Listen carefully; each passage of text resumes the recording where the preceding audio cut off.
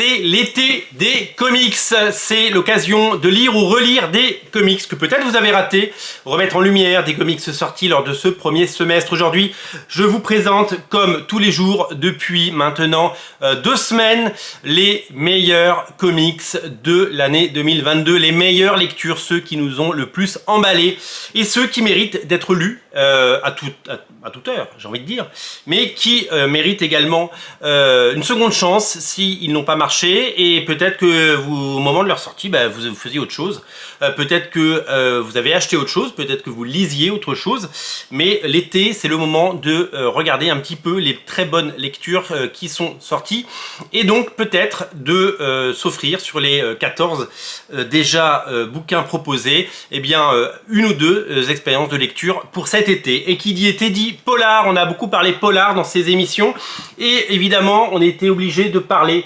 du maître en la matière, Criminal de Ed Brubaker et Sean Phillips. Alors qu'est-ce que c'est que ce comics? Bon, d'abord c'est un comics qui est déjà sorti, c'est une intégrale qui reprend les 3 premiers tomes de la série culte Criminal. Les auteurs, vous les connaissez, ils ont travaillé d'abord séparément, notamment Ed Brubaker beaucoup chez Marvel, puisqu'il a fait notamment du Daredevil, c'est certainement son meilleur run, et on espère que ça ressortira en deluxe très bientôt. C'est Sean Phillips, vous le connaissez, il a fait les Marvel Zombies notamment avec Robert Kirkman. Et pendant très longtemps, ils ont travaillé pour Marvel, pour DC et pour le Grand Capital. Et puis un jour, ils ont décidé de claquer la porte, comme beaucoup d'auteurs, comme les auteurs Image Comics du début des années 90, et comme toute cette génération de scénaristes qui ont décidé de ne pas travailler pour Marvel ou de ne plus travailler pour Marvel. Je pense évidemment à Mark Millar, je pense évidemment à Matt Fraction. Je pense à tous ces auteurs qui ont quitté la maison des idées parce que ils voulaient être maîtres de leur destin, ils voulaient être maîtres de leur création, toucher des droits d'auteur en cas de succès, et bien entendu arrêter de travailler pour alimenter des scénarios de films qui rapportent des milliards au cinéma sur lesquels ils ne touchent rien. Je pense notamment à Ed Brubaker qui a fait une sortie lors de la série Faucon et le Soldat de l'Hiver. Il a touché 0$ sur la création du personnage du Soldat de l'Hiver, et puis Marvel a bien utilisé ce personnage pour en faire des succès, des séries à millions, et lui n'a rien touché. Mais donc il a décidé de prendre le risque de l'indépendance, le chemin de l'indépendance, et de créer ses propres séries. Alors depuis Criminal, qui était un peu la première pierre de son édifice, ils ont donc créé des séries ensemble ou séparément.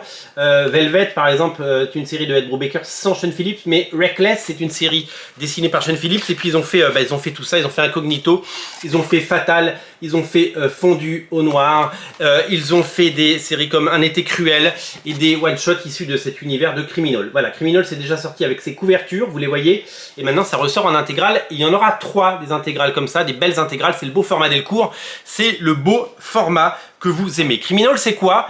Eh bien, si vous aimez les polars, poisseux, noirs, et avec tous ces gangsters dans les ruelles américaines, avec leurs combines et leur violence et leurs défauts, et tout ce qu'on peut aimer, et tout ce côté café noir, tout ce qu'on peut aimer dans le côté bourbon, dans le café, dans le côté odeur de whisky, et puis cette violence du quotidien, des rues, des villes américaines, eh bien vous allez adorer découvrir la famille Lawless. Ce comics c'est génial, c'est un puzzle.